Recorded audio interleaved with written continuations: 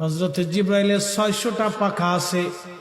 একটা পাখা দিয়ে একটা বাড়ি মারলে দুনিয়ার জমিন থেকে আসমানে যাইতে জিবরাইলের সময় লাগে না মাত্র 1 সেকেন্ড।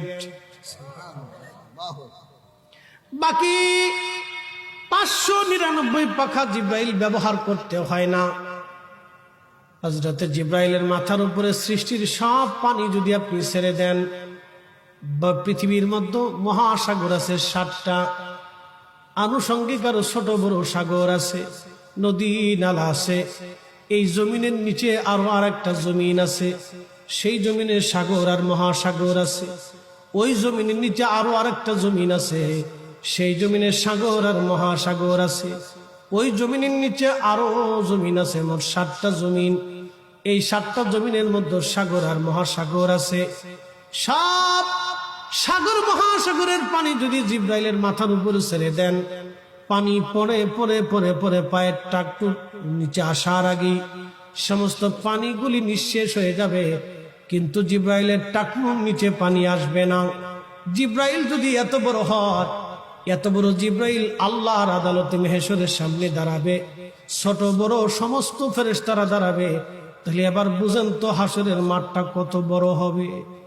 আল্লাহ বলেন মালিক ইয়াউমিদ্দিন, হাবিব উম্মতকে বলেন সেই বিচার দিনের মালিক আমি আল্লাহ। সেই দিনটা কত বড় হবে। কোরআন বলে তারুজুল মালাইকাতু ওয়ার রূহু ইলাইহি ফি ইয়াউমিন কানা মিকদারুহু 50,000 সানা। আল্লাহ বলেন মেহেশরের দিন দুনিয়ার 50,000 বছর এক জায়গা করলে যত বিরাট, দুনিয়ার 50,000 বছর এক জায়গা করলে যত বিরাট। একটা সেকেন্ড করে 60 মিনিট, 60 সেকেন্ডে 1 মিনিট, একটা মিনিট করে 60 মিনিট 1 ঘন্টা, একটা ঘন্টা করে 24 ঘন্টায় দিন ও রাত। তার 365 দিন পার হইলে একটা বছর হয়। একটা বছর করে ওই রকম 50,000 বছর পার হলে যত বিরাট, হাসরের একটা দিন হবে তত বিরাট। হাসরের একটা দিন হবে তত বিরাট।